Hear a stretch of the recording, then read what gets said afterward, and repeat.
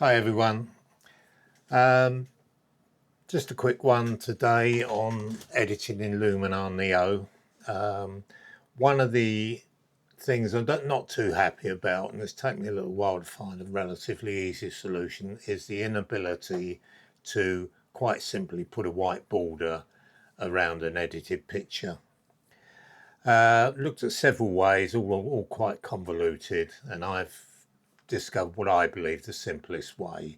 So if we have a look at this image, and so it's come out of the camera, we do a very quick edit on it, push some exposure up and give it a little bit of contrast just so as we can see what we're doing.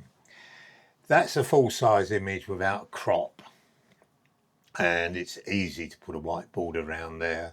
We simply go up to our layers, duplicate the layer, click on the bottom layer, go over to develop, open curves, bottom left hand corner, push it straight up,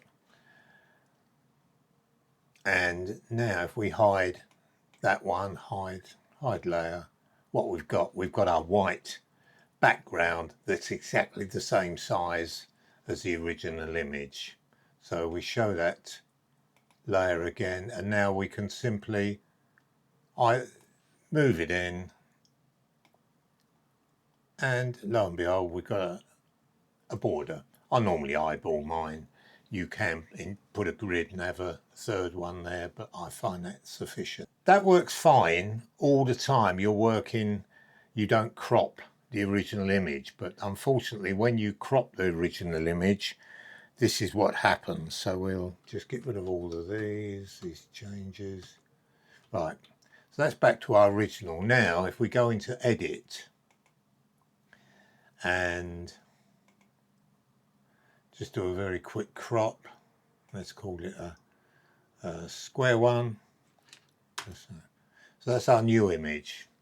Now when we go up to layers and duplicate the layer, go to the bottom one again, down to develop, and again push up the bottom left hand point. When we hide the top one this time, yes, we've got a white background the same size as the cropped image. So we've cropped the image. Now when we go to the top image in the layers and try to bring that in, yes, we can bring it in and show that border, but of course the border is now bigger than the original image. So as we bring this in, that's fine. Now if we in order to get the square border, we've got to go back to our border, but we can't crop the border. We can't crop the lower image to match the top image. So we go back to the top one, and in order to make that fit to the white frame, we have to start stretching it, which of course now means the whole image is totally distorted.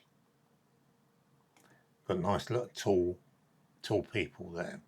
So what we have to do now is introduce a separate stage. So we'll go take the whole thing back to where we were.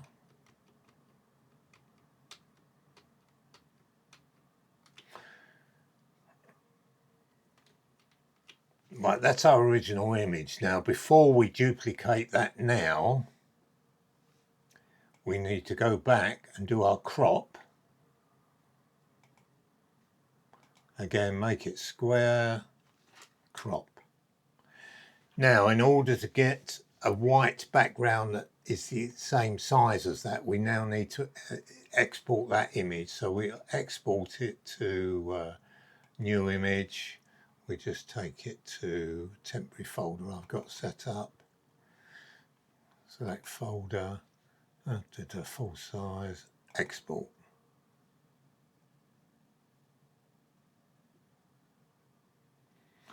Now we need to